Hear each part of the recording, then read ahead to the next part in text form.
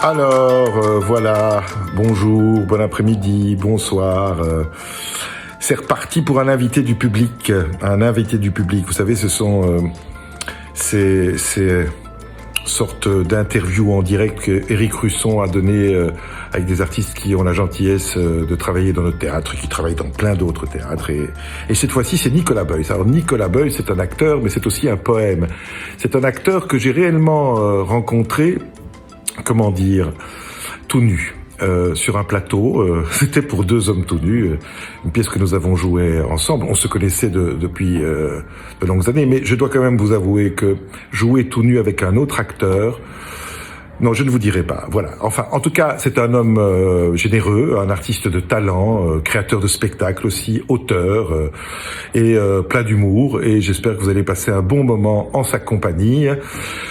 Parce qu'en période de confinement, les moments où vraiment, même si ça commence un tout petit peu à s'ouvrir à gauche et à droite pour les théâtres, pour l'instant, c'est vraiment pas encore drôle. Je m'exprimerai là-dessus plus clairement prochainement. Mais il faut rester en contact. Et je vais vous dire, mesdames, messieurs, moi, ce qui me fait tenir pour l'instant, au-delà des artistes qui soutiennent au-delà, c'est l'idée que bientôt, mesdames, messieurs, j'aurai le plaisir de vous revoir en vrai. Passez une bonne journée, une bonne soirée, une bonne après-midi. À très vite. Ce soir, eh bien, on accueille quelqu'un qui est un comédien qui prend ses habitudes. Ça fait déjà 2 fois de suite qu'il va passer son 31 décembre ici au Théâtre Le Public. L'année dernière, il faisait partie de l'équipe de Mari et Femme de Woody Allen. Et ce soir, il présente, cette année, il présente, et ce soir, il présente également donc son presque premier seul en scène, qui s'appelle donc La vie de Bernard. On est dans son décor. Je vous demande de l'accueillir. Voici Nicolas Beuys.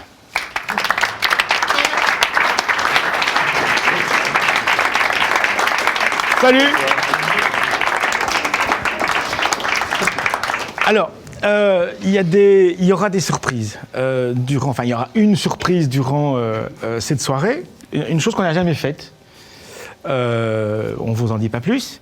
Et puis ça c'est aussi nouveau, durant toute l'entrevue, eh bien il y aura des photos de son immense carrière. Voilà, c'est lui, Nicolas Beuys. Ça, c'est à l'impro. À la Ligue d'impro, on en parlera. De temps en temps, je me permettrai de faire des arrêts sur image pour qu'on puisse commenter ensemble. Alors, il y a des photos de spectacles, des photos d'impro, des photos de films. On va un petit peu, évidemment, revisiter la carrière de Nicolas. Mais je voudrais commencer par cette vie de Bernard. Je disais que c'était un presque premier seul en scène. Officiellement, c'est le premier seul en scène qui a été écrit avec Gabriel Alloin. Mais moi, je me souviens au Jardin Passion t'avoir vu dans un autre seul en scène qui était plus structuré sous la forme de sketch, quoi. Oui, tout à fait. Donc, effectivement, c'est une aventure je suis quelqu'un qui aime les bandes, donc j'aime jouer en groupe, j'aime jouer avec des partenaires, mais toujours ça me titillait ce côté pouvoir assumer tout seul une salle avec mon univers cette fois-ci et amener mon univers qui est en général quand même un univers basé sur la bonne humeur quand ça marche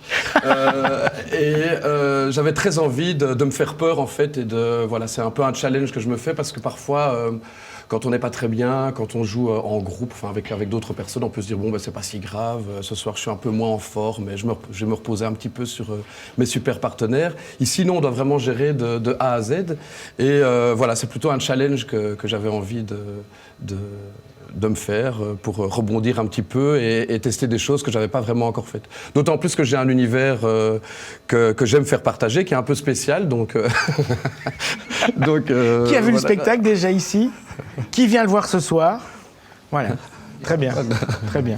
L'esquisse, ouais. Et alors, bon, le spectacle de ce soir, c'est pas... effectivement, c'est comme ça m'a vraiment donné envie de pousser complètement dans une prochaine étape et d'arriver avec mon univers. Ici, c'est un univers partagé avec Gabriel Alloin. Ouais. Et c'est plus qu'un one-man show, c'est plutôt une sorte de conférence mi-improvisée, mi-racontée, où j'utilise beaucoup aussi l'ambiance de la salle et on donne des codes très clairs dès le départ. Donc, les gens peuvent intervenir tout au long de la soirée et du coup ça laisse parfois, ça change d'un soir à l'autre, mais oui. ça donne la place à des situations assez cocasses. C'est drôle parce que je me souviens d'un spectacle au Théâtre de la Toison d'Or avec entre autres Nathalie Huffner, où c'était aussi une espèce de conférence que tu donnais que vous donniez sur le bonheur. Sur le bonheur. Et il y avait beaucoup d'interactions avec le public. Oui, tu aimes bien ça? Oui, j'adore. En fait, j'ai énormément besoin de liberté et souvent je me sens cadenassé dans une salle avec ce quatrième mur ou dans l'école jésuite où j'étais avec cette classe. Donc j'ai besoin de sortir un petit peu des murs et essayer d'inventer de nouvelles choses. Et j'aime bien aller titiller le public. C'est une autre forme en fait de représentation et de mise en abîme aussi pour le comédien, parce qu'on ne sait jamais, évidemment, on se met en danger, on ne sait jamais ce qui peut se passer. Ouais. Ça peut partir en vrille avec ce genre de truc. Alors moi j'ai un souvenir pour ce spectacle-là au TTO, ce spectacle sur la thérapie sur le bonheur. À un moment donné, avec Nathalie Huffner, tu chantais une chanson, c'était Les Roses Blanches, je pense. Oui. Il y avait au premier rang un monsieur qui était venu, qui avait payé pour rire, quoi. Donc il riait de tout. Il riait à tort et à travers. Je ne sais pas si ça vous est déjà arrivé d'avoir des gens comme ça. C'était un roux comme ça. Il riait. Sauf qu'à un moment donné, vous deviez, Nathalie et toi, repérer une personne d'un certain âge pour lui chanter Les Roses Blanches. Oui. Cette personne était 2-3 rangées derrière le monsieur qui voulait rire. Et il y a eu un truc particulier qui était à la fois touchant et un peu décalé, quoi. On parlait de mise en danger. Je ne sais pas si tu te souviens de cette... Je me souviens. Bon, c'est en plus une des chansons les plus tristes du monde, je pense. C'est dans un spectacle qui était... C'est une chanson, quand je l'écoute, vraiment, elle me fait fondre complètement. Et c'est vrai que c'est finalement pleurer de rire. Là, ce soir-là, on a vraiment pleuré de rire, parce qu'il y avait cette personne qui lui, riait, mais à un moment donné, il y a les larmes qui coulaient. On ne savait pas très bien s'il n'avait pas commencé à pleurer au-dessus. Et puis, il y avait cette vieille madame derrière qui était, elle, complètement transie d'émotions. Donc, c'est vrai que ça fait de doux mélanges que j'adore, en fait. D'ailleurs, j'arrive pas à aller à un enterrement sans avoir un énorme fou rire, quoi. Il y a des trucs où... c'est vraiment, même à l'enterrement de mon grand-père et tout, c'est horrible. C'est comme si j'avais une défense naturelle qui est le rire depuis assez longtemps. C'est une chape qu'il faut... Ah oui, c'est une arme que j'utilise pas toujours très bien, du coup, parce que c'est pas bien de rire tout le temps. Il vaut mieux pleurer un bon coup de temps en temps. Ouais. Mais voilà. Donc, j'aime beaucoup rire. Et ça me soulage, en fait. Il paraît que de dos, quand on voit quelqu'un rire, on pourrait croire qu'il pleure. Oui, parce aussi, que c'est un peu les mêmes trucs. Alors, ou qu'il a une maladie. Ou qu'il a une maladie. Ça peut marcher. Je n'avais pas pensé à ça, ça peut marcher aussi. La vie de Bernard, c'est cette conférence donc sur le célibat, mais donc forcément aussi sur la solitude. C'est drôle parce que c'est déjà 2 fois qu'on prononce le mot solitude. Tu es seul sur scène. Tu préfères pourtant travailler en groupe avec des équipes, avec des bandes. C'est quoi ton rapport à la solitude ? Je déteste être seul. Sauf sur la mer, sauf dans des endroits qui me rassurent. Mais moi, la mer me rassure très fort. Mais je déteste être seul, donc j'ai besoin d'entendre du bruit, des trams, des trains. Alors je sais très bien que le silence apporte énormément. Et c'est vrai qu'ici, c'est une mise en abîme totale, parce que ce spectacle qui parle de la solitude, je me retrouve quand même depuis 40 jours tout seul, vers 18h30 dans la loge. C'est un exercice assez difficile pour moi, en fait. Et puis, dès que je rencontre les gens qui donnent un sens à ce qu'on fait, parce que sans vous, on n'existerait pas. Hop, ça part et ça devient complètement magique. Donc c'est comme une sorte de petite méditation obligatoire avant de commencer, de retrouver la chaleur du public. Mais c'est pas du tout la même ambiance de coulisses qu'avec Marie et Femme, par exemple. Non, pas du tout. Ça, je voyais régulièrement des vidéos postées par Charlie Dupont ou d'autres. C'était une autre ambiance. C'est une autre ambiance, mais c'était aussi hyper festif et donc très très chouette. En fait, je ne conçois ce métier que... j'aime le faire quand je me retrouve avec des amis, en fait. J'aime partager la scène avec des gens que j'aime. J'ai de plus en plus de mal à choisir des projets avec des gens qui m'emmerdent, en fait. J'ai plus envie de perdre du temps par rapport à ça. On ne citera pas de nom. Non, mais aussi je peux le citer. Voilà. Ils se reconnaissent très bien, ils m'engagent pas. Je vais pas chez eux. Mais non, si vous voulez, j'ai eu une enfance hyper joyeuse, vraiment. Donc je suis dans une sorte de mélancolie de cette enfance où ma maman était une folle dingue de jeux. Donc elle nous amenait tout le temps à la ludothèque, louer des jeux, on va jouer. Et elle a animé cette espèce de besoin de drogue, de jeu, quoi. Donc, j'ai plus pu m'arrêter de faire ça. Donc je suis toujours en train de jouer, en fait. Mais c'est comme quand on est petit, on préfère aller jouer avec des copains qu'avec des cons. Donc maintenant, c'est vraiment... Donc maintenant, j'aime partager. Ça demande beaucoup de temps aussi quand on vient jouer tous les soirs pendant 2 mois, quand on a la chance d'avoir un théâtre comme ici qui permet à des comédiens, une grande bande, par exemple pour Marie et Femme, de venir jouer 2 mois. Si on s'amuse plus, ça devient la catastrophe. Donc, et on fait des sacrifices par rapport à nos familles. J'ai 5 enfants. Voilà, ils comprennent, merci, ils comprennent le métier, mais c'est pas toujours facile quand je vais prendre mon métro à 17h30 et qu'il y a l'ambiance un peu chaleureuse de la maison, les devoirs, de partir. J'ai l'impression de rater un certain nombre de choses, de moments. Donc j'ai envie aussi de les récupérer sur scène et en tout cas et que ça donne un sens à ce que je fais. Donc, Quand tu te retrouves seul avant ce spectacle-ci, à 18h30, donc à peu près 2 heures avant le spectacle, qu'est-ce qui se passe en fait? Tu penses à quoi? Est-ce qu'il y a des choses que tu fais avant de monter sur scène? T'as des petits... Je me brosse les dents. Non, j'adore ici. J'ai un pris acteur un petit rituel. à l'hygiène parfait. Mais oui, mais j'accueille tous les spectateurs chaque soir, je leur fais la bise et tout, donc il faut quand même déjà avoir une bonne haleine, être propre sur soi, tu vois, pas plomber l'ambiance dès le départ. Et puis j'aime faire une petite sieste. Enfin, j'adore ce petit sas de décompression, même si on est seul. C'est un petit moment à soi où voilà. Je répète pas forcément mon texte, mais j'essaie de voir comment je me sens. Et ce qui est incroyable dans un stand-up comme ça, c'est que on est vraiment tributaire de l'émotion ou de l'énergie de la ville du jour, quoi. Il y a eu un petit peu de soleil, les gens arrivent déjà un petit peu plus en forme. Quand il a plu, là, et avec les manifestations avec les Catalans, les gens arrivent hyper énervés parce qu'ils n'ont pas réussi à se garer et tout. Donc on sent vraiment qu'on doit faire un travail pendant les 10-15 premières minutes, un peu alléger le tempo, essayer d'amener un peu de douceur. Et puis au fur et à mesure, on sent la salle qui vient. Et là, c'est vraiment ça, c'est presque une jouissance de voir qu'on arrive à les emmener là où on veut. Ouais. Et pour revenir à la vie de Bernard, la seule chose qu'on avait envie, vraiment, avec ce spectacle, c'est que les gens ressortent de bonne humeur. C'est de créer une sorte d'émulation de bonne humeur pendant 1h15, sans prétention et sans prise de tête. C'est vrai que vous n'apprendrez pas énormément avec ce spectacle. Mais c'est vraiment aussi comment parvenir avec vous êtes des spectateurs aguerris souvent en théâtre public, vous venez voir beaucoup de choses, comment arriver à donner un autre code dès le départ. Voilà. C'est vrai que c'est peut-être un peu moins intellectuel, ce spectacle-ci, mais moi, ça me fait du bien aussi parce que, voilà, ça me correspond. J'aime bien venir rire avec les gens et je trouve tellement dingue qu'il y ait chaque soir 120 personnes qui aient payé un ticket pour venir rire avec moi que tu ne peux que avoir... Ça t'étonne, ça? Oui. Que des gens fassent la démarche de te choisir?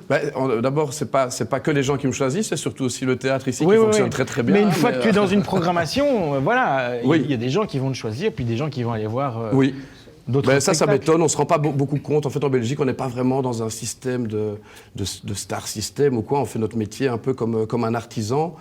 Moi, j'essaye en plus de changer les familles parce que je ne supporte pas ce cloisonnement en Belgique, le théâtre national, le théâtre public, le théâtre varia, comment les gens qui font ce métier peuvent se critiquer, passer du temps et une énergie tellement dingue, alors que, merde, qu'on fait un métier, tout est relatif, c'est du théâtre, amusons-nous, venons avec plein d'enthousiasme, racontons des histoires. Quelle chance c'est d'avoir un moment privilégié dans notre monde actuel où tout va tellement vite, où on est consommé par le numérique, où des spectateurs s'assoient, coupent tout. On a un silence, on a 1h10, 1h20, 2 heures. Quelle liberté, quelle force, donc profitons-en, quoi. Et remercions-les surtout de venir. Est-ce que alors, c'est vrai que je t'ai vu dans beaucoup de théâtres différents, travailler avec beaucoup de gens différents et dans des formes très différentes aussi. Et en effet, on va en parler, il y a l'impro et puis il y a ces promenades que tu fais, c'est du théâtre dans la rue. Du théâtre buissonnière. Du théâtre buissonnière, il y a eu Guy Béard, il y a eu Walking Therapy, etc. On va en parler. Est-ce que tu t'ennuies vite? Oui. Parce que j'ai l'impression tu passes tellement d'un truc à l'autre, parce que ça, c'est un seul en scène, c'est pas la même chose que Marie et Femme, c'est pas la même chose que d'autres pièces que tu as pu jouer. Et puis il y a des expériences, puis il y a de la musique, il y a des concerts. Enfin, il y a eu Crooner il y a pas longtemps. Tu t'ennuies vite? Oui, je m'ennuie assez vite. Je suis quelqu'un de très très impatient. Maintenant, j'apprends aussi un petit peu à calculer le temps et à profiter pleinement. Donc j'essaie de faire moins de projets et de choisir et de me donner beaucoup plus dans chaque projet que j'ai la chance maintenant de pouvoir un petit peu choisir.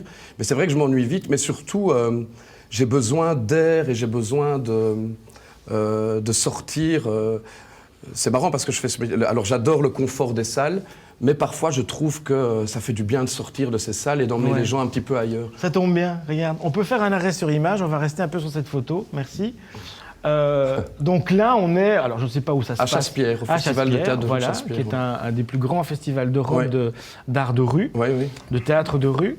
Comment est née cette idée de sortir avec des spectateurs, non pas comme ici, assis dans une salle, mais qui vont te suivre? Vous étiez deux, vous êtes toujours deux. On est deux. Tu es harnaché, il faut expliquer pourquoi. Comment c'est né cette idée-là? Alors l'idée, j'étais en vacances avec Gabriel justement, on avait été faire un week-end à Rome et j'ai vu un guide touristique avec 40 personnes qui avait un audio guide et le guide était apparemment hilarant parce que les gens étaient morbidonnés, pliés. Et j'étais vraiment jaloux de ne pas pouvoir assister à cette chose. Donc je le regardais et alors j'ai commencé à les suivre. Et ils faisaient carrément un spectacle tout en guidant les touristes. Et j'ai trouvé ça vraiment génial. Et je me suis dit, mais en fait, on devrait faire une visite guidée ou quelque chose. On devrait trouver un sujet intéressant et partir d'un théâtre, mais emmener les gens faire une petite escapade dans Bruxelles ou voilà. Et en plus, moi qui adore les nouveaux décors et tout, chaque fois qu'on joue dans une ville différente, on a un décor en vrai qui est là. En plus, on est avec les spectateurs qui, eux, finalement, font un peu partie du spectacle. Et on croise des figurants qui sont les gens de la vraie vie, qui voient un espèce de groupe avancer en osmose. Et donc voilà, très vite est venue l'idée d'en faire un spectacle. Et ça, c'est le deuxième qu'on fait avec ce matériel, qui permet de partir avec 150 spectateurs et d'avoir vraiment un rendu sonore comme au cinéma, donc d'extrêmement bonne qualité, avec une portée de 200 mètres. Et j'ai un petit ordinateur devant où je peux régulièrement lancer des musiques et avec un système de micro hyper perfectionné, je peux commencer à chanter, utiliser les codes de l'art urbain, même slammer, rapper sur des musiques tristes, mélancoliques, tout en gardant des gens passés et en inventant des vies aux gens qui n'ont rien demandé. J'ai regardé cette dame comme elle a l'air triste alors qu'elle va très très bien. Mais alors c'est très très chouette parce que les gens se demandent un petit peu ce qui se passe, pourquoi 150 personnes comme ça le regardent. Donc je demande aussi aux spectateurs d'être discrets, de ne pas se faire griller directement. Et voilà. Et donc là, on a la chance de le jouer pour le Théâtre National à partir de fin mai et on va pouvoir parcourir le piétonnier. On partira du KVS. C'est dans la programmation du Théâtre National et on va faire tout un tour, place Sainte-Catherine, etc. Et, voilà. Le premier, c'était Trot de Guy Béard. Trot de Guy Béard, Tu Guy Béard. Tu Guy Béard. Ouais. C'était avec Ingrid. Avec Ingrid Edersheid, ma ouais. grande comparse. Là, c'était une visite guidée botanique, mais de toutes les petites plantes sauvages qui poussent en rue ou dans les villes. Donc, on a pris nous-mêmes des cours avec des botanistes pour ne pas dire n'importe quoi. On avait un grand herbier. Et avant chaque représentation, dans chaque ville, on faisait un petit repérage pour voir quelles étaient les plantes qu'on allait trouver. Et on partait avec les spectateurs faire une visite guidée qui n'était que le prétexte après à raconter une histoire entre un frère et une sœur. Une histoire assez dramatique. Ouais. En fait, il y a toujours, dans ce genre de spectacle, et comme d'ailleurs dans celui-ci, il y a une part d'écrit et puis il y a une part d'improvisation. Oui. Tu aimes bien ça, de ne pas être corseté dans un texte trop... Oui, j'aime bien. J'aime bien aussi être corseté dans un texte, mais disons que dans l'improvisation... ça reste l'essence un peu de notre métier, c'est de joute verbale, pouvoir écouter ce que propose l'autre et avoir l'imagination directe pour pouvoir y répondre, avoir un esprit assez aérien, aéré, vif. J'aime ça. De toute façon, ce sont toutes des qualités qu'on demande à un comédien, même en répétition, parce qu'on doit beaucoup improviser au départ, même si on a un texte très complet, on doit toujours improviser pour essayer de trouver la meilleure façon de jouer le texte. Mais oui, j'aime beaucoup l'improvisation et j'aime beaucoup mes copains comédiens avec qui je me retrouve à la Ligue d'impro de janvier à mars. C'est un peu tu comme... continues ça? Oui, cette année, je le refais plus que jamais. J'ai eu envie de faire ce métier en allant voir des personnes comme Éric de Starck, Bernard Cognot, à l'improvisation, à Mirano. J'étais déjà un aficionados. Dès mes 14 ans, j'allais les voir. Donc tu étais spectateur avant de passer de l'autre côté Et il me faisait rêver. Je ne comprenais pas comment c'était possible de raconter une histoire sans préparation comme ça pendant parfois 10-15 minutes. Mais c'est vrai que ça demande une grande ouverture aussi parce que ça demande aux partenaires de ne jamais refuser en fait. Mais ça apporte beaucoup dans la vie. Allez, ça, c'est avec Patrick Ridremont, qui était notre directeur artistique, et Jean-Claude Dubier. Patrick Ridremont, qui est une espèce de bête explosive d'impro, un magnifique comédien également, mais avec qui j'ai pu avoir des moments totalement délirants en ligue et en joute. Parce que quand ça commence à rebondir, ça peut aller très très loin et ça peut durer on peut ne plus jamais s'arrêter, quoi. Alors, est-ce que c'est aussi une bonne école? Parce que c'est vrai qu'il y a énormément de comédiens. Tu citais Bernard Cognot, Marie-Paul Kums, Nathalie Huffner aussi. Oui. Ce sont des gens qu'on a découverts il y a très longtemps, là-bas, dans cette ligue d'impro. Et c'est devenu une école quelque part. Est-ce que c'est le cas? C'est une des branches de notre écolage, c'est une des branches qu'on doit maîtriser, mais qu'on n'est pas obligé de maîtriser. C'est une branche que j'aime beaucoup, mais il n'y a pas que ça, évidemment. Il ne faut pas oublier que quand on répète quelque chose de plus consistant, avec un texte et tout, là on est sous la houlette d'un metteur en scène, de toute une équipe, et ça demande une grande précision qui ne laisse pas, à un moment donné, qui ne laisse plus la place du tout à l'improvisation. Mais oui, de nouveau, il est question de liberté là. On n'est pas écrasé par une contrainte. Il y a zéro contrainte dans l'impro, si ce n'est d'accepter et d'écouter l'autre, d'être avec lui. Ça, c'est une chose qu'on apprend aussi pour les spectacles qui sont écrits, parce que je suppose que quand on fait par exemple Mari et Femme, on dit souvent que les bons comédiens, ce sont les comédiens qui savent écouter. Oui, tout à fait. Ah oui, ça c'est vrai. On a rencontré qui n'écoutaient pas. Ah oui, plein, mais ça c'est vraiment des noms. Non, mais c'est vraiment l'horreur, parce que tu joues, ils ne te regardent même pas, ils sont déjà en train de préparer la réplique d'après, ils n'ont aucun respect pour ce que tu es en train de faire. Le pire étant dans les tournages cinéma un peu plus gros que j'ai pu faire, où parfois les comédiens à qui vous donnez la réplique, les comédiens stars ne se déplacent même pas, vous donnez à une réplique, quoi. Comme ça, ils peuvent venir un peu plus tard et dormir plus tard à l'hôtel. Ouais. Pas de nom alors. Catherine Fro. Allez, on aura un nom ce soir. Alors, qui est une super comédienne aussi, après, ils ont sans doute des vies incroyables. Tu as expliqué, non, mais c'est trop tard. Non, mais c'est marrant parce que c'était une de mes premières expériences au cinéma. Incroyable, le film d'Éric Emmanuel Schmitt, on arrive là et on voit... on tournait à Marcinelle en extérieur, et puis je vois une énorme caravane, puis je vois un nom, Catherine Fro, ah ok, donc on ne savait pas très bien où on devait aller. Je vois une deuxième caravane, Albert Dupontel, puis une troisième caravane, il y avait 30 noms, c'était tous les Belges. Et alors elle était souvent là quand même, elle nous donnait, c'est pas chaque journée de tournage où elle ne donnait pas la réplique, mais c'est vrai que voilà, on les soigne carrément plus, ils doivent se reposer pour être bons, ils valent beaucoup plus cher que nous, donc quand ils peuvent économiser une matinée, elle a sa doublure officielle sur le tournage. C'était Odette Tout-le-Monde. Odette Tout-le-Monde. Dans ce film, tu as rencontré, alors je ne sais pas si tu le connaissais avant, mais en tout cas, dans ce film, tu as plusieurs scènes avec un jeune comédien à l'époque. Il est toujours jeune maintenant, il s'appelle Fabrice Murgia, il est aujourd'hui directeur du Théâtre National. Tu as travaillé, et on en parlera avec lui, comme metteur en scène. C'était une première rencontre? Ah oui, je ne le connaissais pas avant. On s'est retrouvés perdus sur ce tournage. Il avait fait une série avant. Oui, Melting Pot Café. Ou juste après, je ne sais plus, mais on était totalement perdus sur ce tournage de Star. Il faut savoir qu'on nous fait venir des journées entières pour parfois tourner 3-4 minutes. Donc on perd énormément de temps, on s'ennuie beaucoup. Donc tout à l'heure je disais que j'aimais pas m'ennuyer. Donc on a rigolé avec lui pendant un mois de tournage. Et c'est vrai qu'une grande amitié est née à ce moment-là. On se faisait souvent engueuler aussi parce qu'on n'était pas assez concentrés sur le plateau par Éric Emmanuel Schmitt ou les autres. Mais voilà, c'est là que je l'ai rencontré. Et que l'amitié est née. Et qu'une amitié est née avant d'être quelque chose de professionnel. Alors, je vais déjà un petit peu dévoiler la surprise de tout à l'heure, mais tu as aussi réalisé un court-métrage. Oui. Et j'ai l'impression que tu l'as réalisé un peu à la Cassavette, c'est-à-dire tu t'es entouré d'amis. Oui. Il y a Résimon, avec qui tu as déjà joué. Il y a Vincent Tavier, que vous ne connaissez sans doute pas, mais qui est un grand producteur de cinéma en Belgique.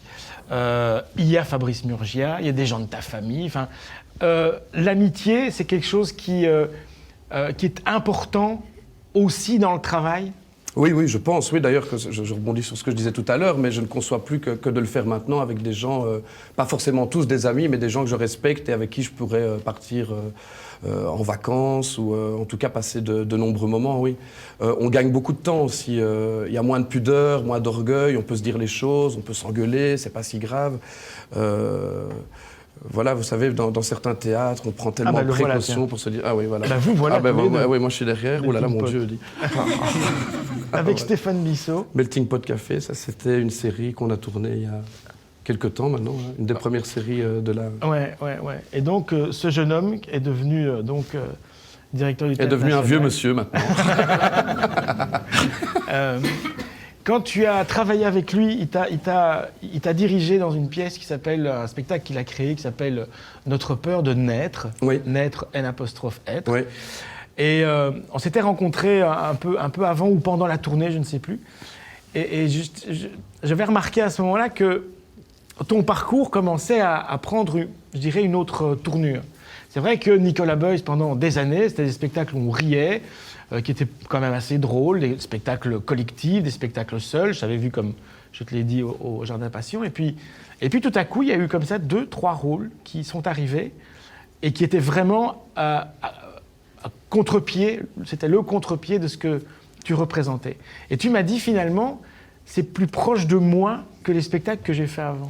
Oui, c'est vrai, mais ça revient aux histoires de famille, en tout cas qui on représente, quelle image on donne. Moi, très vite, je suis sorti du conservatoire, on m'a engagé pour faire des losers sympathiques ou des crétins dégénérés, enfin des gars qui ratent un peu leur vie. Et très vite, on s'est rendu compte que ça marchait et que ça faisait rire. Donc, c'était un peu une valeur sûre. Et moi, j'adore faire rire, donc il n'y a pas de souci. Mais c'est vrai que parfois, les metteurs en scène ont peu d'imagination, ne peuvent pas voir ce qu'il y a derrière aussi, ou en même temps vous amener ailleurs. Et Fabrice est une des premières personnes qui l'a fait, et ça m'a fait un bien fou. C'était aussi très difficile parce que c'était, là pour le coup, l'inverse. C'était une pièce qui parle du deuil. Un homme qui a perdu sa femme et qui est dans une détresse horrible pendant 1h10. Je passais mon temps à pleurer sur ce truc. Mais il m'a ouvert un canal de jeu. Voilà, vraiment, j'ai senti une autre palette d'émotions à donner. Et je me suis vraiment senti flotter pendant toute cette tournée. C'est la pièce que j'ai le plus aimé jouer. Ouais. Ouais, de toutes celles que j'ai faites. Et lui aussi, pour le coup, s'entoure de bande. Donc il n'y a que des gens vraiment hyper chouettes avec qui on peut aller très très loin du coup. Parce que c'est pas facile d'aller loin dans l'émotion avec quelqu'un que vous ne sentez pas ou qui n'est pas lui-même généreux. Il faut avoir un partenaire très généreux pour être soi-même généreux. Il suffit pas d'être juste bon comédien. Si vous êtes bon comédien dans une équipe, mais que vous êtes tout seul, vous êtes quand même à chier. Ouais. Donc il faut vraiment, non, mais voilà, il faut être plusieurs pour jouer. Il faut être plusieurs. Ouais, pour recréer cette vie qui a été imaginée par Oui. un auteur. Pour reparler de Fabrice Murgia, je sais que ce sont des spectacles qui sont extrêmement millimétrés. Oui. Parce qu'il fait intervenir de la vidéo, les éclairages sont vraiment au millimètre près. Enfin, j'en ai vu plusieurs des spectacles de Murgia. Ce sont des spectacles qui sont très techniques. Tu parlais de liberté tout à l'heure. Comment trouver une liberté dans une structure aussi... alors pas fermée, mais aussi précise. Ben justement, paradoxalement, dans la très grande contrainte, quand la contrainte devient énorme et qu'on arrive à la maîtriser, on trouve alors une liberté incroyable. J'ai eu le même sentiment quand j'ai fait mon seul et unique spectacle de danse avec Edith De Paul, qui a un super souvenir, au Théâtre de la Vie, Tu n'es qu'un petit bout de ciel bleu, où on devait danser pendant 1 heure avec Yannick Régnier et Muriel Clérambourg. Voilà, moi je suis pas danseur, mais elle voulait des comédiens pour danser. J'ai vraiment galéré, travaillé énormément. Et puis tout d'un coup, il y a, je vais pas dire la grâce, mais il y a quelque chose qui s'ouvre comme une petite fleur. Et c'est différentes petites choses comme ça qu'on apprend tout au long de notre parcours. Mais pour revenir à ce canal, c'était génial parce que tout d'un coup, je me suis rendu compte que vraiment, on pouvait faire passer une émotion très forte, autre que le rire, pour ce qui me concerne. C'était même très difficile parce que je commençais le spectacle dans un état de crise d'angoisse complète parce qu'il est dans sa cave, il ne sait plus comment faire, il est avec son GSM, sa femme n'est plus là. Je devais vraiment me mettre en condition pendant 15 minutes avant de jouer. Et c'était des moments très forts où chaque soir, je retrouvais un petit chemin pour... Et puis au fur et à mesure, on trouve le chemin beaucoup plus facilement et puis il faut de moins en moins de temps et ça devient un petit peu même technique, mais c'est comme si l'instrument s'ouvrait. Ouais. On dit souvent que les gens qui ont plutôt une propension à rire ou à faire rire sont finalement des gens assez graves et qui utilisent le rire ou alors comme carapace ou comme soupape ou comme défense ou pour communiquer avec les gens. Est-ce que c'est ton cas? Oui, oui, je pense. Hein, le jeu fait partie de ça, c'est une soupape, et alors le rire, effectivement, mais je suis profondément hanté par la peur de perdre un proche ou un ami ou un enfant. Ou j'ai encore la chance d'avoir mon papa et ma maman. Voilà, depuis que je suis petit, je suis très conscient qu'ils vont partir. Je suis très conscient de la mort et je suis complètement tétanisé à l'idée de penser à ça. Quoi, tu y penses Oui, souvent? tout le temps. Et alors, chaque moment vécu devient, quand c'est un bon moment, je me dis, ah, c'est un bon souvenir parce que bientôt, il ne sera plus là. Donc, c'est un peu fatigant à un moment donné de vivre comme ça. Mais c'est vrai, je sais que c'est un gros défaut, mais c'est horrible parce que quand on a des moments, là, les festivités de Noël qui vont arriver ou quoi, chaque fois, j'ai l'impression d'être une caméra qui filme tout et donc je suis un petit peu... presque autiste en train de dire allez oui ça c'est encore une chouette soirée quoi, c'est trop bien quoi. Mais est-ce que ça va s'arrêter. Mais est-ce que tu en profites vraiment? Oui, j'en profite, mais il y a quand même ce truc qui est derrière qui est un peu con quoi en fait. Ah mais, oui. Je ne peux pas m'en empêcher donc voilà. Ah ouais. C'est assez, ça doit être assez. C'est fatigant. Fatigant et pour toi et pour ton entourage. Oui. Ma compagne comprend absolument pas quoi. Elle dit mais enfin. On peut dire un mot de cette image? Oui, ça c'est Christophe Sermet, c'est une pièce de Hanok Levin pour le rideau. Ouais. J'ai oublié le titre de la pièce. Alors Hanok Levin, c'est une espèce de Woody Allen puissance 10, Oui. puissance 20. Oui. Et c'était la première fois que tu te frottais à ce type d'écriture, parce que c'est des écritures assez dures. Hein. Oui, c'est assez dur, mais c'était assez... C'est un humour... oui, mais de nouveau, c'était extrême... un personnage un peu loser, donc je me glissais là-dedans. Ouais. C'était une reprise de rôle, donc là, je crois que je reprenais le rôle de Benoît van der Slaer, qui n'était plus disponible. Donc, mais ça m'a permis de travailler avec Christophe Sermet, qui est aussi un super metteur en scène. Ouais, ça fait partie des gens qui savent exactement ce qu'ils font avec une équipe sur un plateau et avec lesquels tu perds vraiment pas de temps. Tu apprends à chaque fois de nouvelles choses, à chaque rencontre. Alors ici, évidemment, tu es tout seul. Tu apprends quoi avec un spectacle où tu te retrouves tout seul face au public? Alors ici, j'apprends déjà à me prendre des bides certains soirs. Parce que tout ne marche pas chaque soir, où il peut y avoir des soirées un peu... Donc c'est intéressant parce qu'il faut rester assez calme et se dire, bon, allez, la soirée n'est pas foutue pour autant, on va essayer de changer un peu le rythme, on va temporiser, on va aller peut-être un peu plus lentement ou un peu plus vite. Passons une bonne soirée avant la mort, quoi.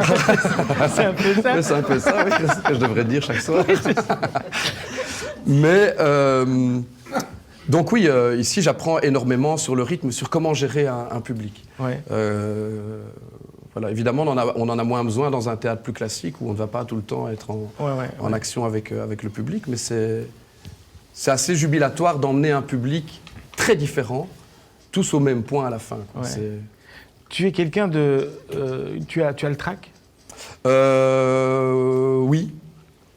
En tout cas, je me remets souvent en question et je doute tout le temps, donc c'est une qualité et un défaut. J'ai le trac, oui, beaucoup. J'ai surtout le trac pour les projets que j'aime, dans lesquels je me suis vraiment fortement investi. Ouais. Parce que j'ai trop peur d'avoir perdu du temps pour rien. Quoi. Ouais. Encore cette idée. Ouais. C'est quoi le trac pour toi? C'est la peur, alors tu viens de le dire, de t'être investi, mais c'est la peur de ne pas rencontrer le public, c'est la peur de passer à côté de quelque chose? Oui. Ou du trou de mémoire, ou je ne sais pas. Enfin... Oui, c'est la peur de ne pas réussir, en fait, surtout à faire bien mon métier un soir, de le rater, quoi, de ne pas être à la hauteur. Donc, oui, comme je doute toujours, parfois je me demande, on fait un peu un métier d'escroc aussi parfois, hein, j'ai l'impression. C'est mes enfants qui m'ont dit ça après être venus voir la vie de Bernard célibataire en disant « Mais enfin papa, tu racontes n'importe quoi ». C'est vraiment... Et alors comme c'est un peu...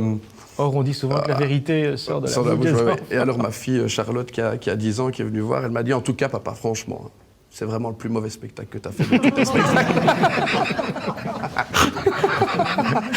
Comment est-ce que Je trouve ça trop génial. Comment est-ce que le père réagit Mais à on ça? devrait pouvoir se parler comme ça. Moi, franchement, si un spectateur vient me dire, mais là, vraiment, c'était très mauvais, je dis, bah oui, mais merci de me l'avoir dit, et je ferai mieux la prochaine fois. Ouais, On peut pas plaire à tout le monde tout le temps. Et ici, c'est un code de jeu et un type de spectacle qui, forcément, va pas plaire à tout le monde. Ta maman, tu l'as dit, était quelqu'un et est quelqu'un qui, quand en tout cas vous étiez. Ma maman, petit. c'est la plus belle personne du monde. Voilà. Est-ce qu'elle est déjà venue te voir? Est-ce qu'elle aime te voir prolonger finalement ce qu'elle a quelque part insufflé en toi, c'est-à-dire ce plaisir du jeu? Mais dès qu'ils viennent, je suis là complètement traqué pour le coup. Surtout ici, ils viennent jeudi prochain. Je commence déjà à ne pas dormir. Surtout que je fais des trucs. Bon, elle va dire non, là c'est très lourd, hein, mon fils. Tu ne peux pas faire ça. Donc, je vais la cacher dans un coin. Pourquoi ils te préviennent? Ben oui, mais le problème ici, c'est que j'accueille tout le monde. Donc je donne la bise à tout le monde. Donc je verrai bien, sauf si elle met une perruque pour venir. Mais non, quand ils viennent, oui. Et alors, elle passe une super mauvaise soirée parce qu'elle est complètement stressée que je rate la présentation. Donc elle est là. Ouais. Et donc, elle vient toujours voir 2 fois. Comme ça, elle passe une meilleure soirée la 2e fois. Ok. Voilà. Et ton papa? Alors, mon papa, c'est un avocat. Il était avocat, un grand plaideur. Et qui, lui aussi, m'a un peu initié à ça parce qu'il adorait le théâtre. Il allait aux ateliers poétiques de Wallonie chez Robert Delieu. Qui est un grand comédien, et il m'a dit un jour, mais Nicolas, tu dois venir avec moi le samedi matin, viens prendre des cours. Et donc je me suis retrouvé pendant 1 an à aller dire du Verlaine, du Prévert, du Queneau, et j'ai adoré. Et je me suis retrouvé même à faire des spectacles à 16-17 ans avant d'aller au conservatoire, avec un maître des mots, et il m'a appris le goût de l'addiction, en fait. Il y avait une voix particulière. Ah aussi, oui, ce sont des comédiens, ce sont des maîtres, des maîtres absolus. Ouais. Il n'y en a plus beaucoup, quoi. C'est marrant, je ne sais pas si vous avez remarqué, un père avocat,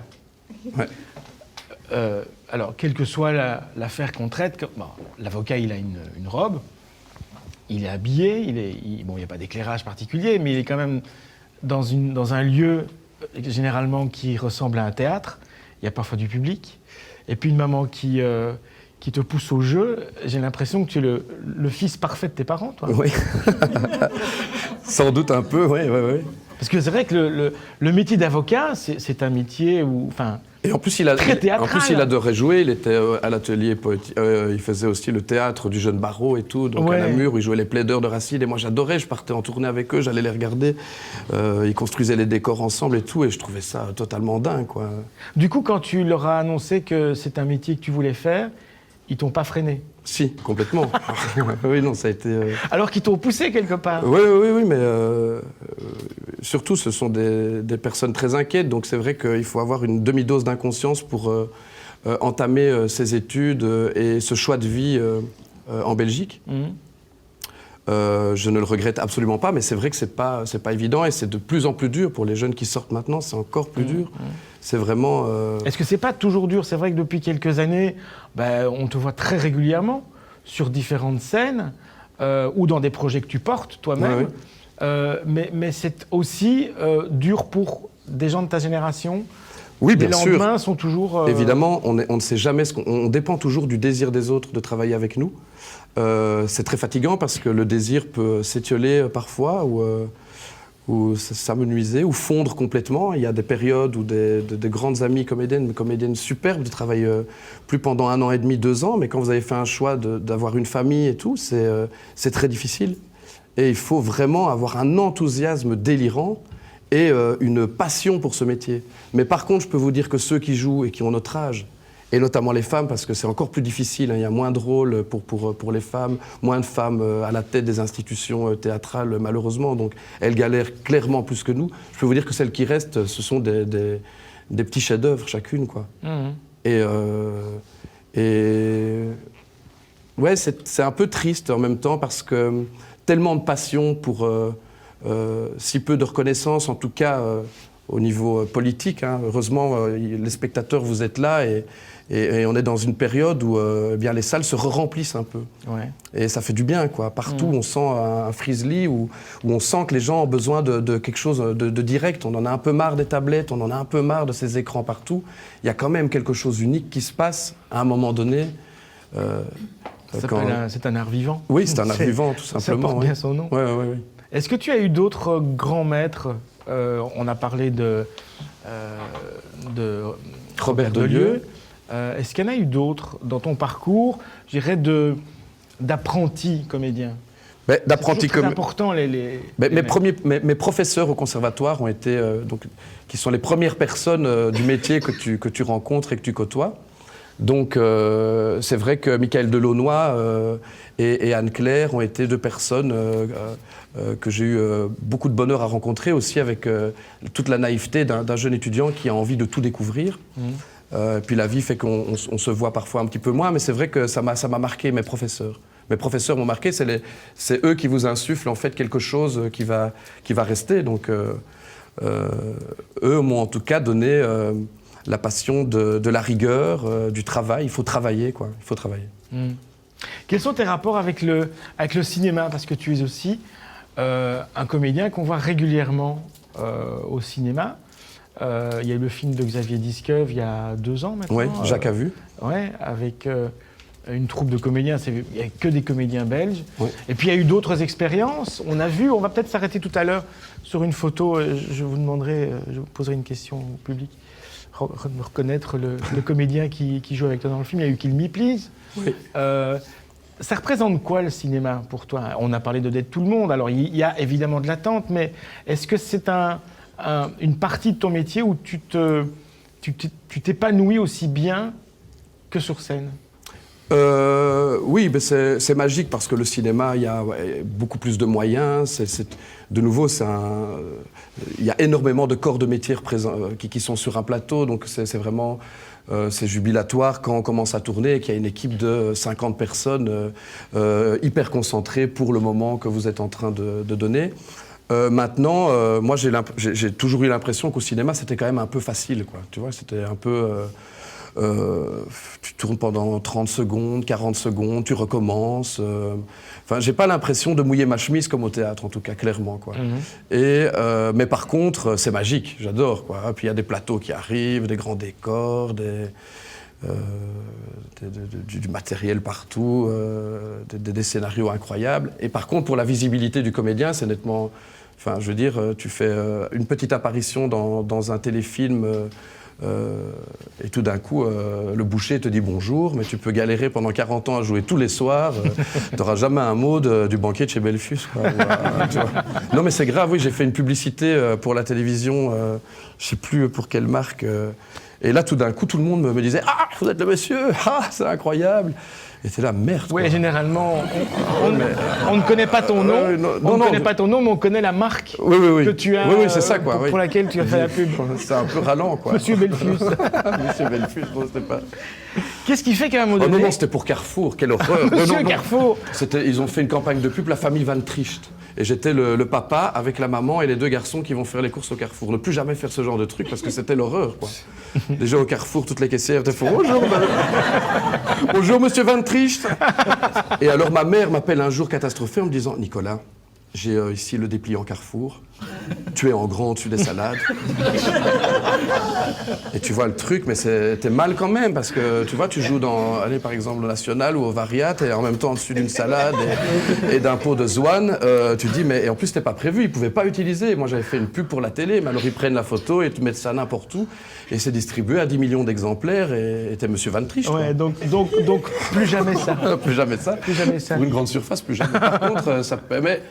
Par contre, il faut bien se dire qu'avec 5 enfants, ça permet tout d'un coup de faire de belles vacances et tout. Ouais, tu ne réfléchis plus trop. Mais même pour ça, je ne le ferai plus. Ouais. Pas chez Carrefour. Chez Deleuze. Avec une mention dans le contrat, ne plus se retrouver au-dessus des salades. Ouais, voilà. Qu'est-ce qui fait, on va rester dans le cinéma, qu'est-ce qui fait qu'à un moment donné, tu as voulu aller plus loin, c'est-à-dire écrire et réaliser? Alors c'est ma rencontre avec Vincent Tavier, qui est une personne, voilà, c'est un autre mentor pour moi. Vincent Tavier, c'est une des 3 personnes qui a écrit à l'époque C'est arrivé près de chez vous et qui a produit. Il est aussi producteur de Panique au village, qui sont des films d'animation avec cow-boys et indiens, Oui, pour Ernest. lesquels je fais des voix depuis 10-12 ans maintenant. Je travaille sur chaque film qu'ils font. Et là, c'est aussi une bande de copains. hein. Une Il y a- bande de potes, j'ai fait le reine de Bouli Lanners, Benoît Poulvord qui font encore les voix. Ouais. Donc j'ai fait le reine du Père Noël, j'ai fait une vache, j'ai fait un mouton, j'ai fait des petites souris. C'est eux aussi qui ont produit ce magnifique chef-d'œuvre qui est Ernest et Célestine en film d'animation. Donc ce sont des gens qui ont un savoir-faire et un amour des belles choses assez incroyables. Et on part en vacances souvent en Bretagne, qui est une région que j'adore. Et en voyant la Bretagne, je dis mais c'est un décor incroyable pour faire un film d'aventure pour enfants, quoi. Genre le Club des 5 avec un petit chien d'Agobert et tout, des enfants qui sont perdus sur une île, la marée qui monte. Et il me dit mais ouais, on va écrire un long métrage pour enfants, mais avant il faudrait que tu te fasses un peu au métier, donc ce serait bien que tu rendes un dossier en faisant un court métrage. Et donc j'ai écrit un film qui est que vous allez découvrir, je ne vais pas en dire trop, mais ça parle du deuil en tout cas. Youpi. Et, Mais de l'amitié. Mais de l'amitié, voilà. Ouais. Et on s'est dit, on va remettre un dossier à la Fédération Wallonie-Bruxelles. Et boum, il est passé, on a eu l'argent pour le faire. Et donc j'ai réuni là, pour le coup, que des amis comédiens que j'ai croisés. Et Ingrid Eiderscheid, qui est ma meilleure amie. Alors c'est un film choral, c'est un film de bande de copains, donc malheureusement Mais là, la tu parles jeune féminine n'est pas assez représentée. Là, tu parles des circonstances, comment ça s'est fait, mais pourquoi l'avoir fait?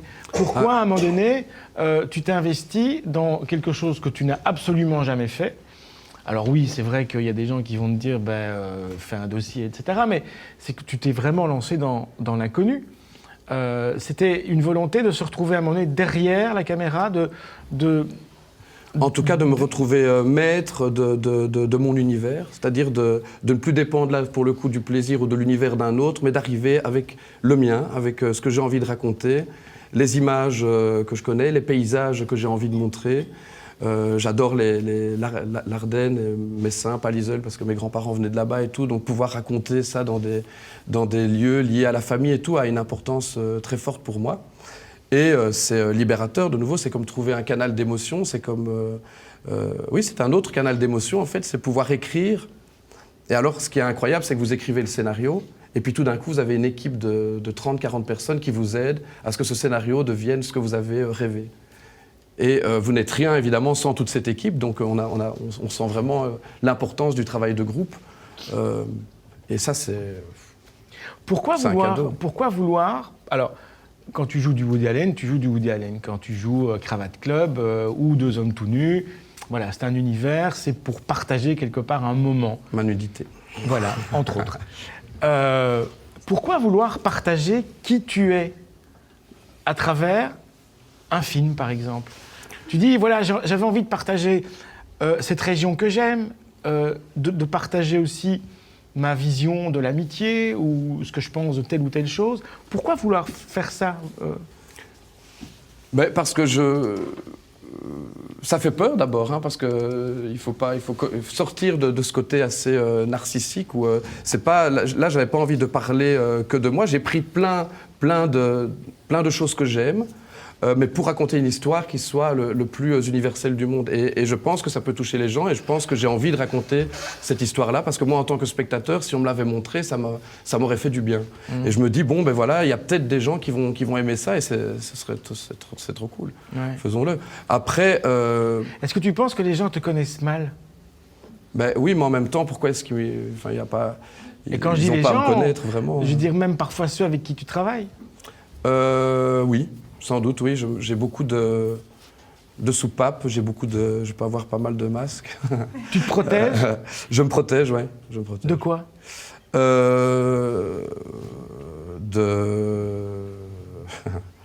Je me protège d'une certaine forme de mélancolie, sans doute.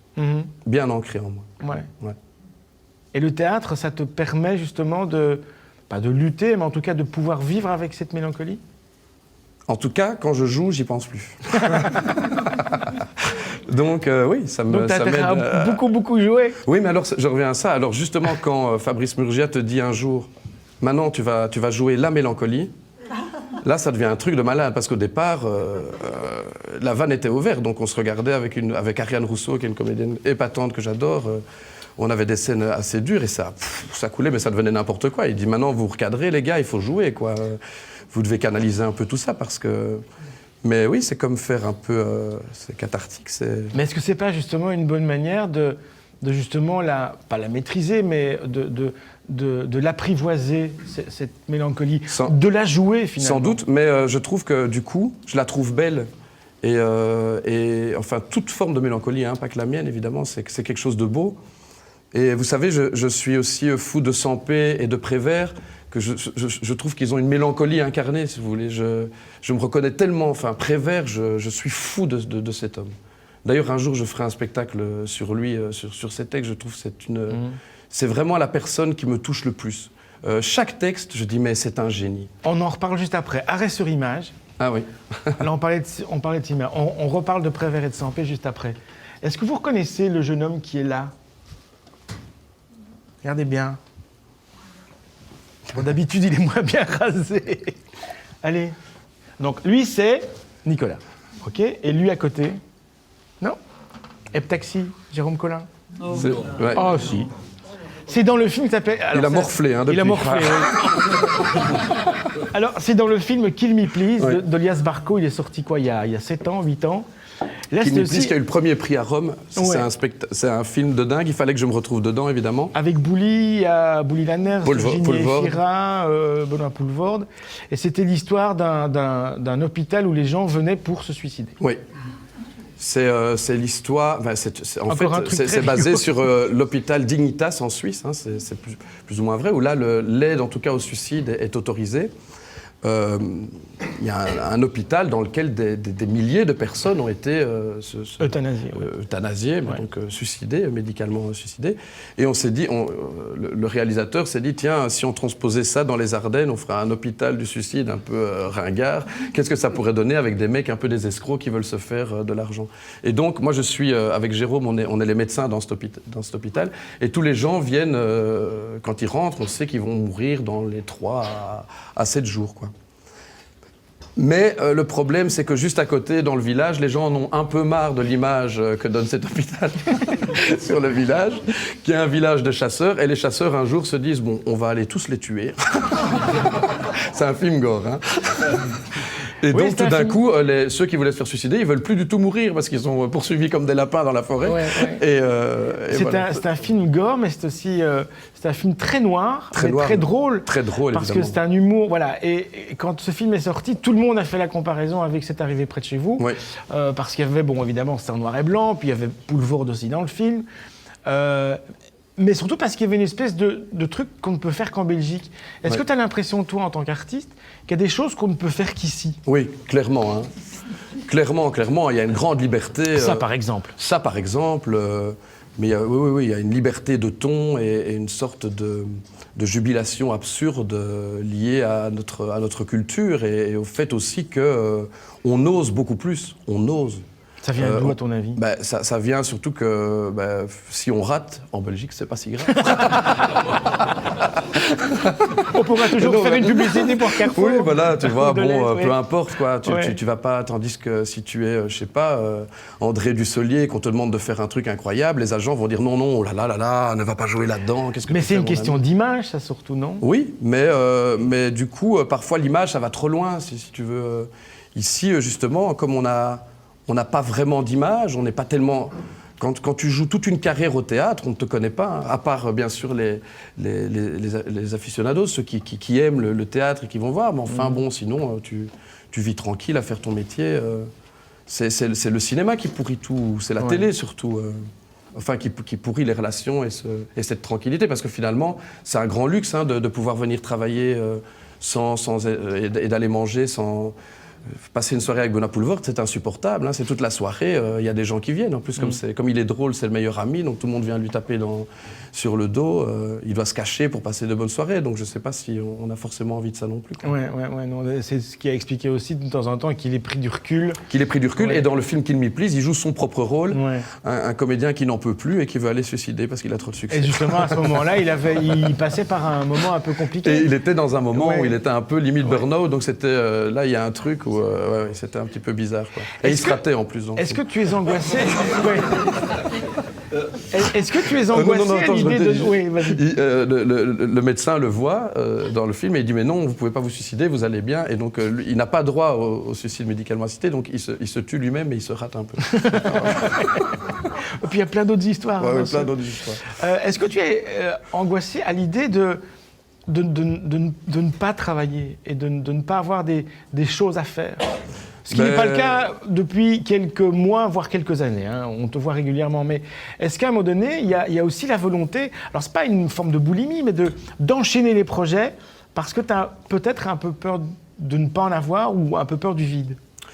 C'est pas vraiment le vide, c'est plutôt financier en fait. Hein. Paradoxalement, j'ai pas envie d'avoir des fins de mois difficiles. J'ai envie de vivre normalement, mais ce qui n'est pas possible en fait quand tu fais ce métier en Belgique. Donc maintenant, j'ai fait un choix, c'est marrant aussi, en disant voilà, je vais gagner peut-être un peu moins, mais je vais pas courir comme un fou, sinon on perd l'envie, on perd...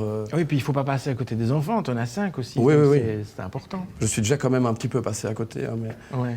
Enfin, quand je viens jouer le soir, je veux dire, il y a plein d'autres choses qu'on fait avec eux, évidemment, mais c'est un sacrifice, clairement, d'être comédien et de vouloir avoir une famille. C'est ce que mon papa m'avait dit aussi, de façon très lucide, fais bien attention si tu veux une famille. Et comme on a été élevé dans une famille assez heureuse, avec des parents assez exceptionnels, on a envie de reproduire ça. Enfin... Ouais. Tu peux nous parler, parce que tu nous as glissé tout à l'heure que de temps en temps tu partais sur un bateau. C'est arrivé comment dans ta vie, ça? La découverte du bateau, de la mer. Je crois qu'il y a aussi Marie-Paul Cums qui aime bien de temps en temps partir sur l'eau. Et ça t'apporte quoi? Ah, mais une plénitude, ça me caresse l'âme, voilà, je me sens totalement libre avec juste une voile. Mon premier sentiment de liberté, c'était quand j'avais 6-7 ans, que j'ai eu mon premier cours d'optimiste, où tu te retrouves sur un petit bateau et tu te dis mais c'est dingue, j'ai 7 ans mais je vais où je veux, j'ai ma petite voile et j'ai mon petit bateau et je peux aller où je veux. Et c'est vrai que la mer en fait me calme très fort parce que elle est tellement plus forte que nous. Que tu as moins peur, parce que tu te dis, de toute façon, là, on n'est vraiment rien, quoi. Et quand je suis là-bas, tu te dis, le théâtre, tout ce qu'on fait, mais en fait, on s'en fout. Hein, toutes les petites guéguerres, tout ce que... Enfin, je veux dire, il y a des choses tellement plus importantes. Donc, c'est une sacrée soupape. Ah oui, c'est une super soupape, mais j'ai besoin d'y aller souvent, du coup. Ouais. Mais c'est le seul endroit où tu supportes la solitude. Presque, oui. Ouais. Mais bon, il y a tout le temps quelque chose à faire sur un bateau, parce que tu es seul, mais en même temps, tu dois faire attention, sinon tu te retrouves à la flotte. Donc, tu dois être très concentré, tu profites des éléments, mais ça vide l'esprit. C'est comme presque faire de la méditation, je pense. On peut faire un arrêt sur image sur ce spectacle. C'était au Théâtre de Poche, juste Théâtre avant. National. Au Théâtre National. Et on reconnaît derrière... Riton Liebman, Jean-Pierre Baudson, un comédien extraordinaire, et Luc Brumagne. Ouais. Et alors, ça c'était un spectacle qu'on a monté dehors pour l'ouverture du Théâtre National, c'était au Hall Saint-Géry, cette année en septembre. Ouais. Et c'est 3 crooners qui chantent que des chansons d'amour hyper tristes et désespérées, françaises, mais qui le chantent avec un humour totalement magique, ce qui fait que ces chansons tristes en deviennent des petits cadeaux. Mais il y a genre Le temps qui reste de Reggiani, Le petit garçon... Enfin voilà, mais ils étaient... Oui, donc c'est un des spectacles les plus récents. Oui, il sera joué à Namur l'année prochaine pour l'ouverture du Théâtre de Namur, sur la place. Ouais. Et alors il y a Magali Pinglot qui chante aussi dans ce spectacle et Ariane Rousseau. Alors, on a parlé de théâtre, de seul en scène, de cinéma, de danse. Je voudrais qu'on parle un peu de chansons aussi, parce que, il y a eu ça, mais il y a aussi avec Ingrid, il y a carrément un groupe. Oui, Monique Sonic. Ouais. Que j'ai arrêté maintenant parce que là c'était donc Ingrid et Shazam continuent évidemment, mais là c'était vraiment trop ça, j'avais plus l'âge. C'est un groupe de musique électronique, c'est dans des soirées où les gens sont un peu ravagés et j'ai voulu quitter ça maintenant parce que je dois être Mais il n'y a pas tellement longtemps que tu as quitté. Non, il y a 6-7 mois, mais j'ai Ouais. plus le temps de faire ça en Ouais. plus vraiment. Mais voilà, C'est de nouveau une expérience, quoi. Oui, C'est de oui. nouveau un truc différent, ça, quand même. Oui. C'est un peu trop. Mais on a l'impression que tu non, mais en fait, as envie de tout vivre de ce métier, de tout Ben, je suis essayer, de tout goûter. un boulimique, Ouais. mais ce métier permet de toucher à beaucoup de choses. Donc effectivement, on a envie en tout cas d'essayer plein de choses. Et je pense qu'au fur et à mesure, en les ayant essayées, je sais maintenant ce que j'aime et ce sur quoi je veux me centrer, me focaliser. Donc il y a ce film pour enfants, ce long métrage que nous allons réaliser, qui va s'appeler Les Goélands, qui est un club d'enfants sur une île en Bretagne où ils font de la voile et tout, évidemment. Et comme ça, je peux aller faire de la voile pendant 6 mois. Ça va se tourner l'année prochaine? Oui, en Côte d'Armor, Ouais, avec des amis. que des amis. Ouais. Les mêmes que ceux qu'on va peut-être voir dans quelques instants. Oui, Ouais. en tout cas, oui. Ouais. C'est vraiment ça, quand tu t'es retrouvé sur le plateau en tant que réalisateur, est-ce qu'ils t'ont regardé autrement, tous ces amis? Tous les Résimons Ben moi, c'était hyper dur parce que j'ai dû les calmer, quoi. Ils étaient 8 garçons dans une petite camionnette pendant 2 semaines. Bon, ils étaient ivres de joie et parfois de bière aussi, hein, mais... Mais donc moi, je devais rester très concentré, donc c'était chouette de les voir comme ça. Oui, c'est... Quand je disais qu'il y avait un petit côté Cassavetes, c'est vrai que ce sont des films qui sont assez... D'abord, John Cassavetes faisait des films de copains, souvent avec des costumes noirs et blancs d'ailleurs, comme dans le film, et assez sombre. Est-ce que tu es très cinéphile ? Parce que bon, voilà, on a peu parlé de ce que tu aimes aussi en tant que spectateur, mais est-ce que tu es très cinéphile ? Non, je ne suis pas très cinéphile, pas du tout. J'aime aller au cinéma, mais je ne suis pas un grand cinéphile, je suis plutôt un grand lecteur, j'adore lire. Mais, Et notamment dans les coulisses alors, quand tu te retrouves... Mais non, parce que j'ai besoin d'être un peu concentré. Ici avant, j'ai un peu peur, donc quand je lis, j'oublie la moitié de ce que je lis et je ne suis pas concentré. Donc, oui, ou alors je lis Flair l'Hebdo. Ou le magazine du Carrefour. Et voilà. Eh bien, alors la surprise, c'est presque plus une surprise, c'est qu'on va vous montrer le film. Réalisé par Nicolas, il y a 2 ans ? Il y a 2 ans. 2 ans. C'est donc un film qui dure à peu près 12-13 minutes. Ouais. C'est donc son premier film court-métrage, en attendant le long. Donc on vous retrouve juste après pour vous passer la parole, comme d'habitude. Si vous avez des questions, 2-3 questions à poser, on terminera l'entretien après le film. Voilà, à tout à l'heure. Nous, on va se mettre sur le côté. Merci.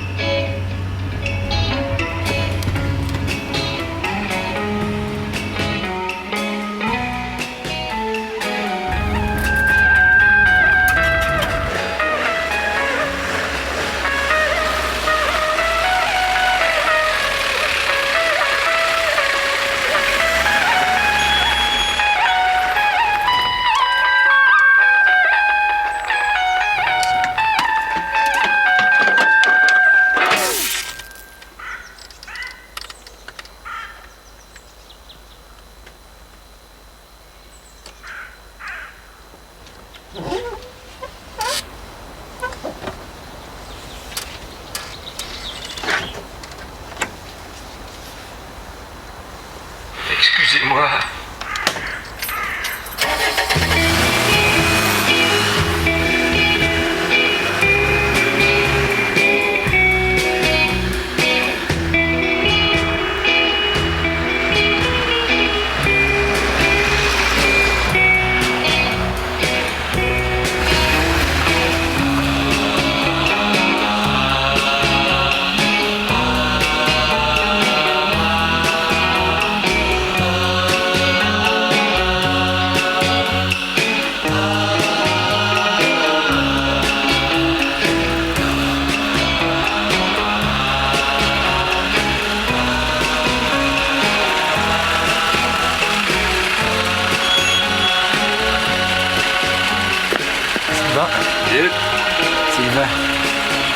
Fabrice.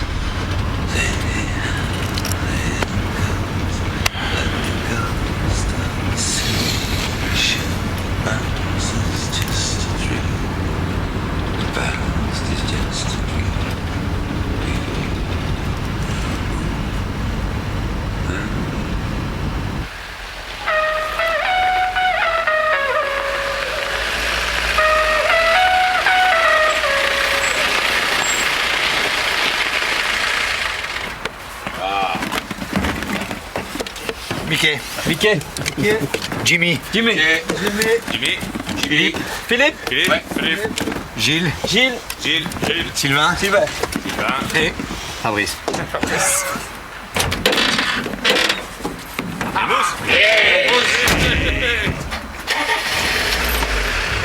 Regarde, Vince. Vince. Attends, Vince. Vince.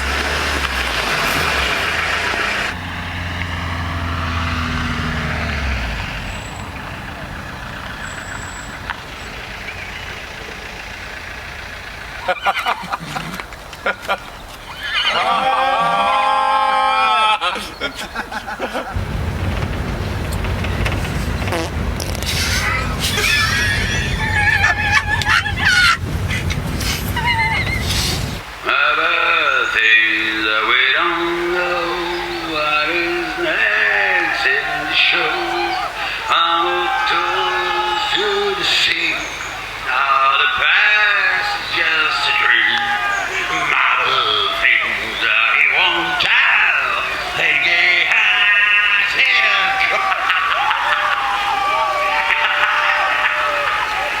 but he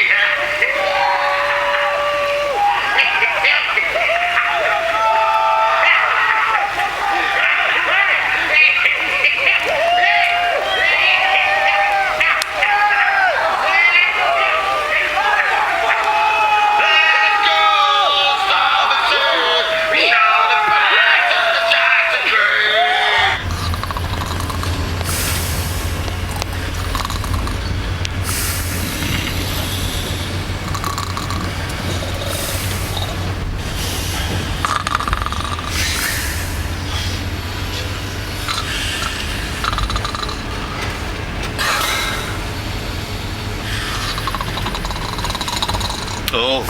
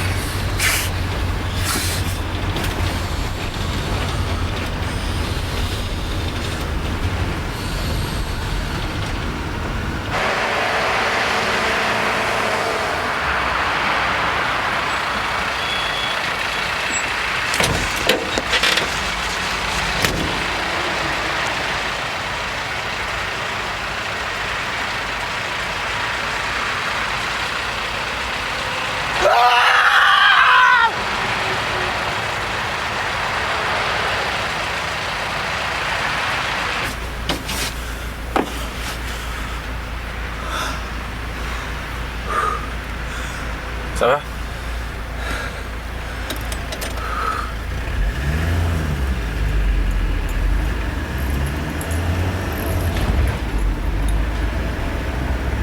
Pour Sylvain et Pépette. Ouais. Pour Sylvain et Pépette.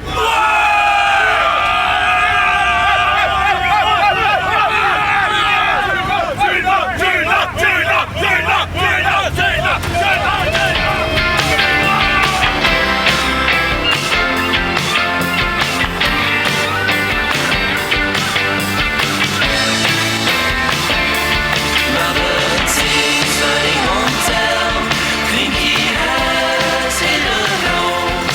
Let the ghost of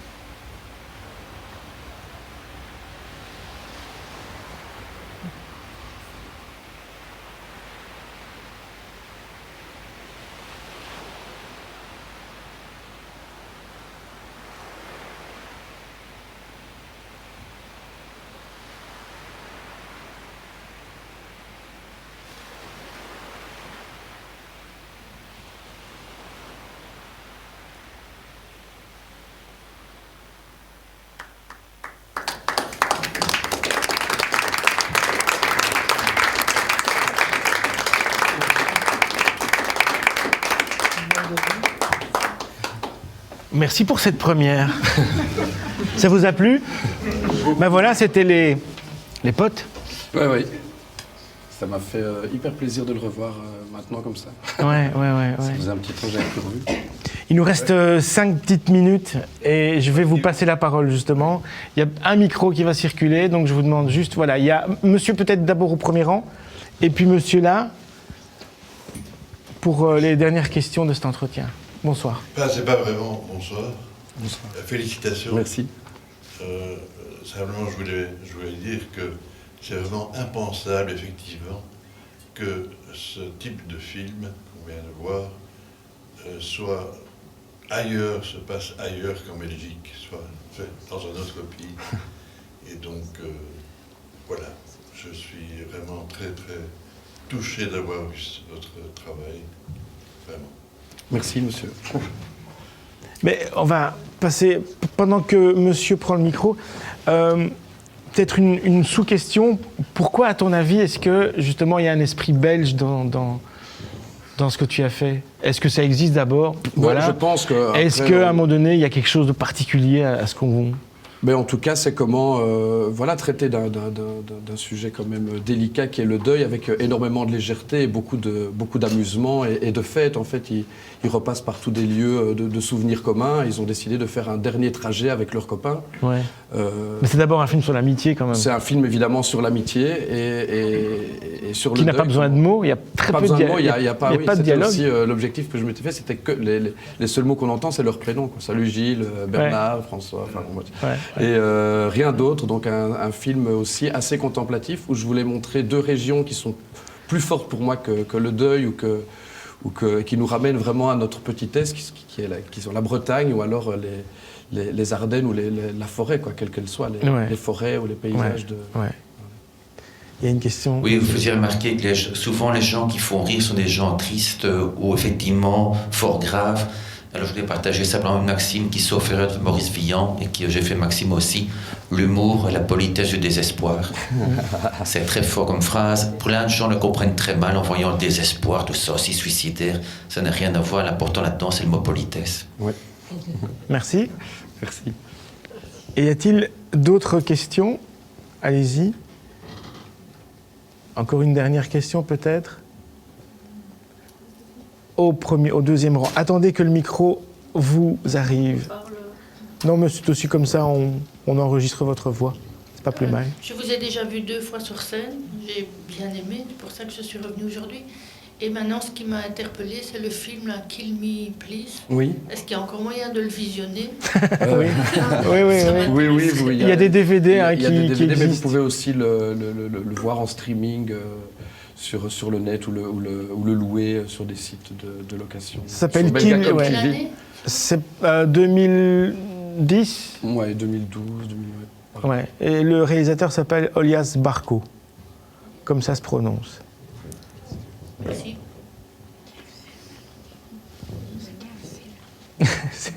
Voilà. Ben écoutez, merci beaucoup. Merci à Nico d'avoir passé cette heure quart et puis nous avoir fait ce petit cadeau. C'est vraiment la première fois. C'est aussi la première fois qu'on reçoit un comédien qui réalise un court-métrage. Donc, avis au public, s'il pouvait y avoir d'autres comédiens qui ont réalisé des courts-métrages, ce serait pas mal. Merci beaucoup Nico, c'était un plaisir. C'est chouette de pouvoir prendre le temps comme ça. Et puis, tu es aussi quelqu'un que je rencontre depuis pratiquement le début depuis longtemps. Depuis ma sortie du conservatoire. Et c'est assez chouette de faire un parcours... où on avance un petit peu ensemble, si tu connaissais l'émission. C'est un plaisir partagé. Du coup, on commence un petit peu à se connaître. Exactement. C'est rare. Les journalistes culturels en Belgique deviennent de plus en plus rares. Dans la presse ou même en radio, on ne prend plus le temps. Et heureusement qu'il y a des initiatives comme celle-ci et d'autres, j'espère, qui vont arriver pour avoir un peu l'occasion aussi de parler, pas que de nous, mais de l'importance de ce travail et des arts vivants. Merci. Donc, merci à toi, merci beaucoup. Et on se fixe ces rendez-vous... Comme Johnny. Oui. Décidément, la mort, elle sera très présente dans cette soirée. Bonne soirée à tous. Bonne soirée. Merci beaucoup et à la prochaine fois, ce sera Cécile Van Sneek. À bientôt. Merci.